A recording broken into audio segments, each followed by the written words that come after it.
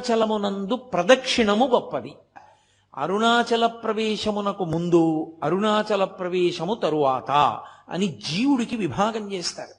అసలు వీడెప్పుడైనా అరుణాచలం వెళ్ళాడా చూస్తారు. అరుణాచలం వెళ్ళాడు, ఆ జీవుడి స్థాయి వేరు. అరుణాచలం వెళ్ళలేదు, ఆ జీవుడి స్థాయి వేరు.